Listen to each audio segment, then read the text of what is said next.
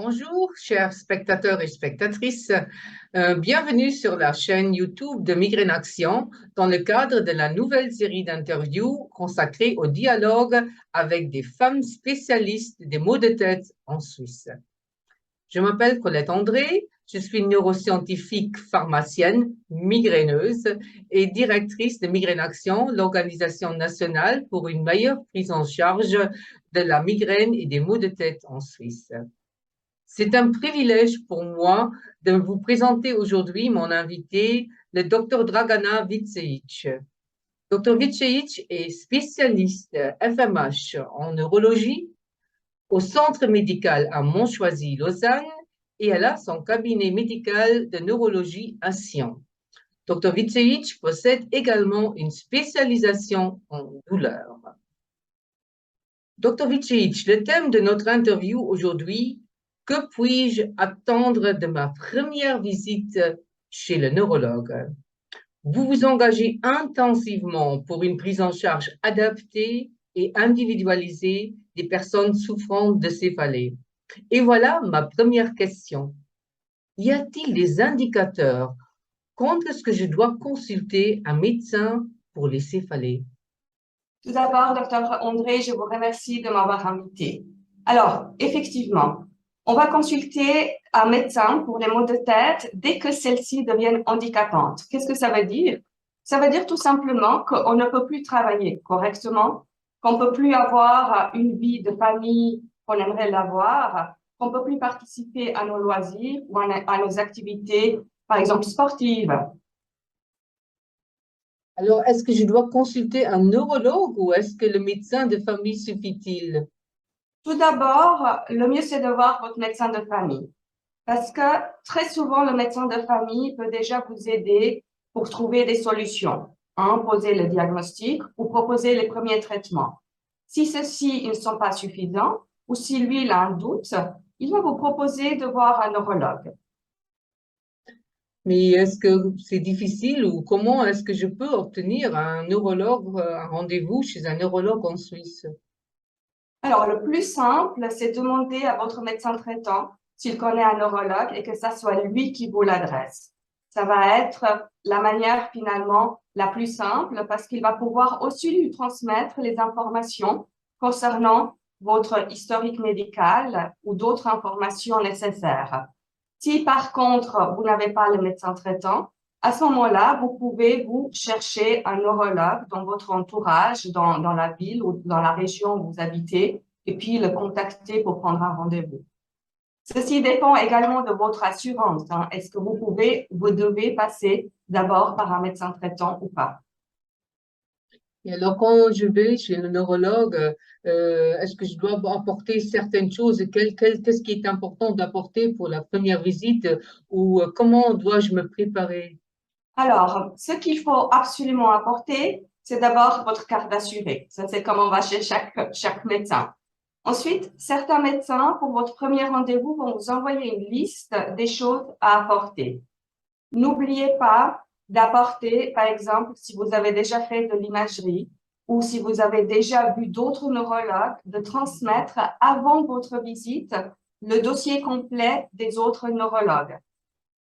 Une chose qui est très importante quand on prend en charge les patients qui souffrent des maux de tête, c'est un agenda des maux de tête. Alors celui-là, vous pouvez le commencer dès que vous avez vu cette vidéo, si vous souffrez des maux de tête, ou dès que vous avez vu pour la première fois votre médecin traitant, car il vous l'a certainement déjà donné. Ce qui est important de noter dans votre agenda, ce sont plusieurs choses. D'abord, le jour où vous avez eu le mal de tête.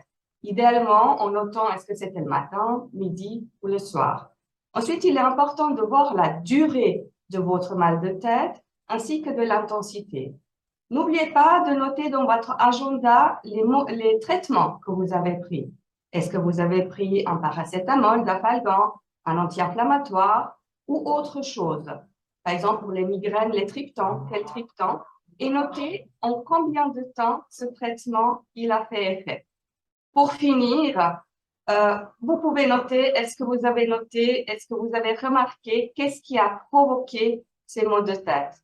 Est-ce que c'est le changement de temps, c'est les règles, les menstruations, Est-ce que c'est le stress ou autre facteur déclencheur? Voilà. Oui, mais est-ce que c'est aussi important d'ajouter ce qu'on mange ou si on prend d'autres médicaments sans prescription? Est-ce que c'est aussi important? Alors, bien sûr, le plus d'informations possible, bah, ça sera le plus que vous pouvez apporter comme information que vous possédez, le plus facilement, ça sera votre prise en charge. Est-ce que c'est donc mieux un agenda sur une application ou sur un papier pour vous? Alors, simplement avoir un agenda, c'est déjà quelque chose d'extraordinaire pour la personne qui va vous prendre en charge. Maintenant, le choix entre une application ou un agenda, c'est un choix personnel. Il y a des personnes qui ne veulent pas avoir des informations sur les téléphones et d'autres qui veulent surtout pas avoir des papiers dans leur sac. Alors, ce qui est important lorsque vous choisissez votre agenda, que cet agenda, quel qu'il soit, vous l'avez toujours avec vous. Donc, vous pouvez trouver des petits agendas chez des neurologues ou chez vos médecins traitants, ou bien les applications. Parmi les applications, je privilégie deux. Une, c'est Migraine Buddy et une autre, c'est My Headache. Je peux vous montrer la petite, comme ça. Hop. Voilà. Parce qu'il existe plusieurs My Headache. My Headache, ça veut dire ma céphalée, mon mal de tête en anglais. Il y en a plusieurs qui s'appellent My Headache, mais c'est vraiment celui-ci que je pourrais conseiller comme une bonne application. L'avantage de cette application dont je viens de parler, le Migraine Buddy et My Headache, c'est que vous pouvez envoyer le rapport à votre neurologue par PDF, par email. Donc, il peut déjà, avant la consultation ou les contrôles, voir une aperçu de votre état et de la fréquence de vos maux de tête.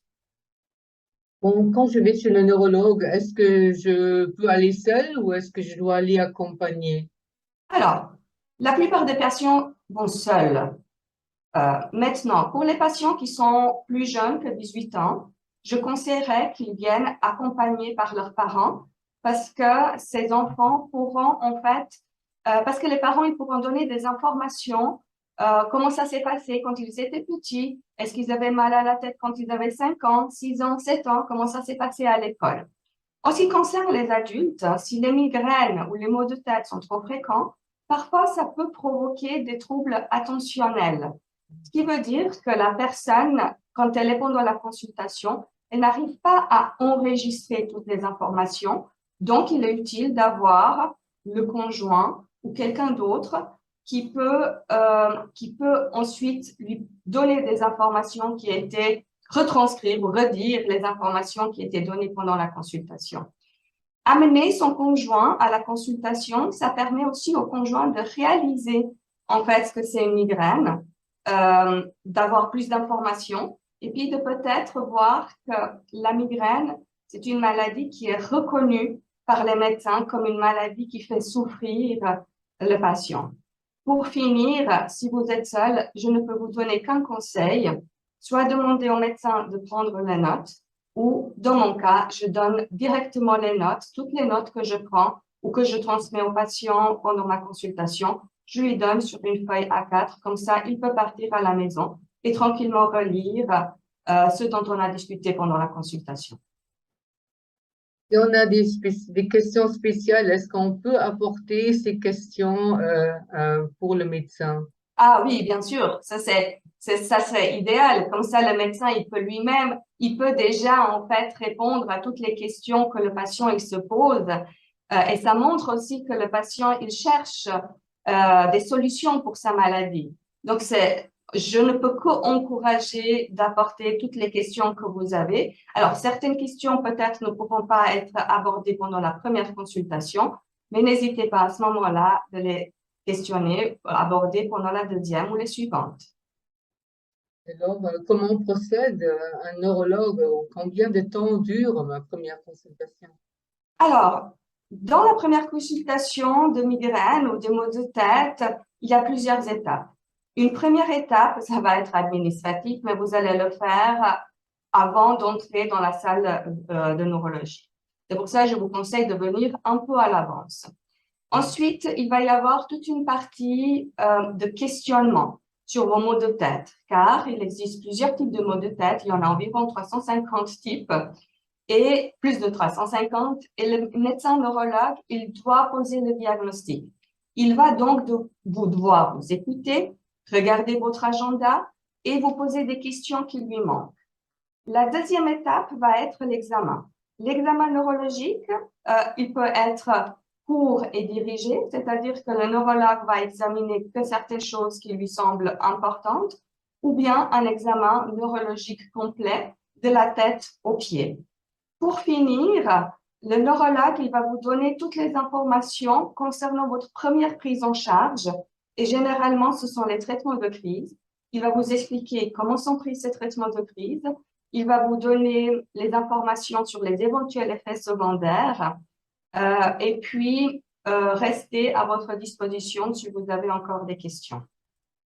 Est-ce qu'il y a d'autres choses que vous aimeriez ajouter pour comment se déroulent les contrôles?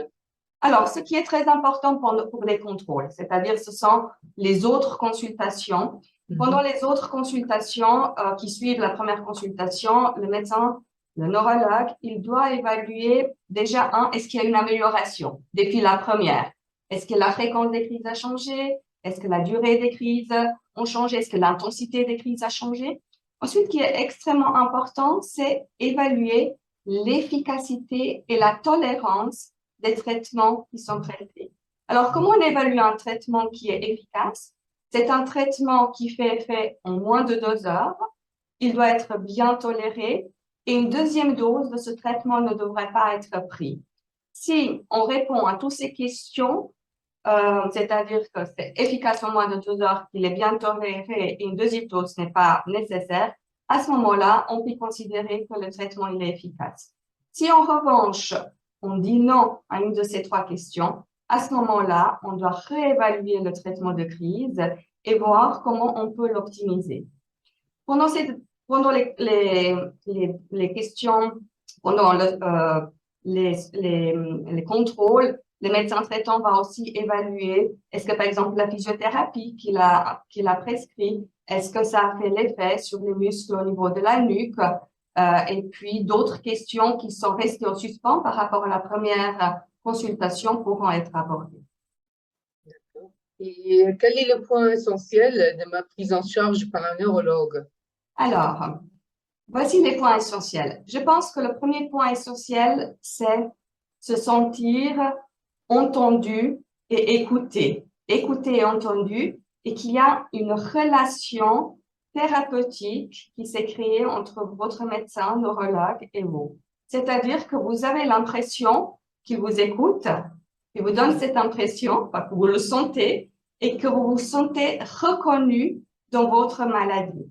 Ensuite, ce qui est extrêmement important, c'est que votre neurologue prenne le temps de vous éduquer. Qu'est-ce que ça veut dire? Va vous donner les informations sur les maux de tête dont vous souffrez. Qu'est-ce que vous pouvez faire en ce qui concerne votre mode de vie pour améliorer ou les soulager ou diminuer leur fréquence? Car effectivement, on a les traitements médicamenteux, mais le mode de vie peut aussi améliorer la situation. Est-ce qu'il faut faire donc une IRM cérébrale avant la consultation avec un neurologue? Alors non, absolument pas. Celle-ci n'est absolument pas nécessaire. Un neurologue, justement, en questionnant le patient et en l'examinant, va poser l'indication pour faire ou pas une IRM cérébrale. Maintenant, si vous l'avez fait dans le passé parce que votre médecin traitant l'a fait, je vous suggère d'apporter le CD et le rapport à votre neurologue ou encore de lui faire parvenir ces informations avant votre rendez-vous. Est-ce que la visite chez le neurologue, elle est prise en charge par l'assurance de maladie? Alors, elle est prise en charge par l'assurance de base, par l'assurance obligatoire, mais ça dépend de votre assurance obligatoire. Si vous êtes affilié vous avez pris une assurance qui nécessite que vous passez par le médecin traitant, à ce moment-là, il faut avoir un bon de délégation. Il faut aussi bien se renseigner donc pour chaque assurance, c'est différent. Il faudrait se renseigner dans votre cas quelles sont les dispositions que vous devez faire avant de prendre rendez-vous chez un neurologue. Et quand on vient chez vous, est-ce que vous ne prescrivez que des médicaments? Ah, non, non. Mais je fais aussi, alors je prescris les médicaments, ce n'est qu'une petite part. Je vais aussi prescrire certains compléments alimentaires, comme par exemple le magnésium, la vitamine D, la vitamine B2. On va faire, je vais demander des contrôles sanguins pour voir où est-ce qu'on vous en est avec le fer. Je vais prescrire aussi, par exemple, la physiothérapie chez des personnes chez qui les tensions des muscles de la nuque sont déclencheurs des crises de migraine ou des autres maux de tête. Et puis ensuite, je vais surtout faire de l'éducation thérapeutique. Donc, on va beaucoup parler, ben voilà, qu'est-ce qui déclenche les crises et qu'est-ce qu'on peut faire pour. Et pour finir, nous avons aussi un petit appareil qui s'appelle Céphalie, c'est un TENS pour les maux de tête que j'utilise tant pour les migraines, mais aussi pour les autres types de maux de tête. C'est vraiment un grand spectre. Mais alors, par exemple, avec tout ce que vous avez dit, et c'est que faire alors si, par exemple, ça s'arrive que les médicaments ne fonctionnent pas ou s'il a des effets secondaires? Alors, ce qui est extrêmement important, c'est d'en informer votre neurologue rapidement. C'est-à-dire que il ne faut pas attendre le prochain contrôle. Chez certains neurologues, ça peut être dans 2 mois, 3 mois, 6 mois. Il faut envoyer un email ou l'appeler.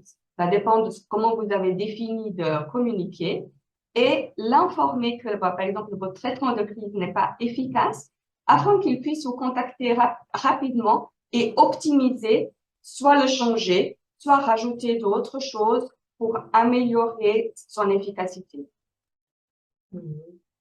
Mais concernant des médicaments, est-ce qu'il existe, par exemple, des médicaments que seul un neurologue peut prescrire?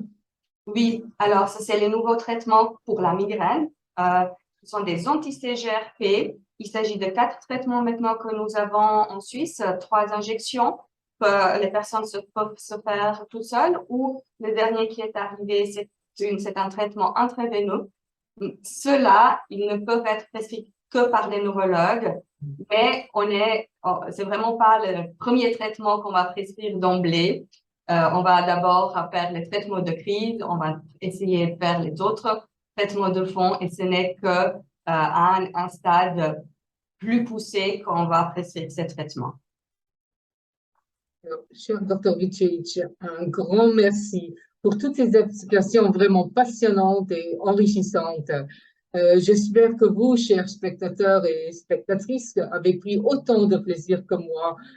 Si vous souhaitez écouter d'autres interviews sur des sujets d'actualité concernant les maux de tête, il vous suffit de consulter la chaîne YouTube Migraine Action ou de vous rendre sur le site internet Migraine Action www.migraineaction.ch. Vous y trouverez de nombreux autres services et pourrez également vous abonner gratuitement à la newsletter mensuelle. Vous recevrez automatiquement alors chaque mois les dernières informations, des conseils pratiques sur les maux de tête et la migraine directement dans votre boîte à lettres électronique. Et si vous avez des questions particulières sur les maux de tête, n'hésitez pas à nous appeler à la ligne téléphonique SOS Céphalée de Migraine Action. Nous sommes à votre disposition du mardi au jeudi de 9 à 12 heures sur le numéro 061 423 1080. Et à présent, je vous souhaite, chers spectateurs et spectatrices, une période agréable, si possible, sans maux de tête, et au plaisir de vous revoir bientôt sur l'une de nos vidéos Migraine Action. Merci. Au revoir.